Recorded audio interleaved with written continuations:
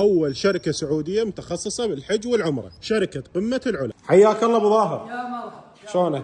احكي لي على عروض العمرة الموجودة عندكم. العمرة طال عمرك عندنا برنامج للطيران، برنامج مميز $900. البرنامج هذا فيه هديتين، الهدية الأولى رحلة سياحية إلى جدة وبحر جدة، نركب القوارب مجانا ونوديكم أفخم مول من مولات جدة، وعشاء مجاني بالمول. طب وتخيل تبي البيك، تبي الطازج، وش ما تبي.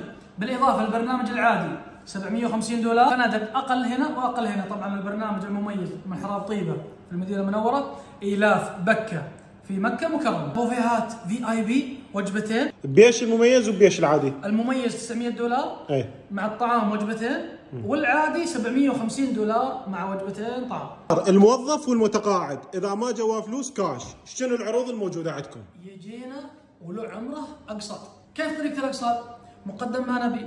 من ترجع من العمره وينزل راتبك لا تقسط، قصد الراتب اللي بعده. هم على الكي كارد واللي هم على الماستر كارد يجون. وحتى لو كنت انت موظف وتبي تطلع ابوك امك على الاقساط على بطاقتك ما في مشكله، تجي وتطلع ان شاء الله العائله كلها، جيب بطاقتك وفالك طيب. أبو ظاهر سمعت عندكم برنامج عن الحج التجاري. الحج التجاري 85 ورقه، تجي هنا جوازك صوره شخصيه ومقدم $2000 او ما يعادلها بالدينار، 5 ايام اسبوع راح نحط لك الفيزا بالجواز.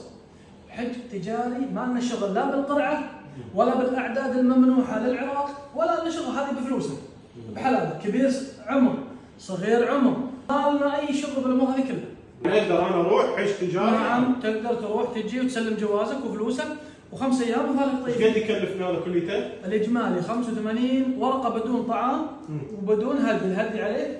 احنا اول شركه سعوديه متخصصه باعمال الحج والعمره في بغداد والعراق. تبي عمره؟ تعال. تبي حج؟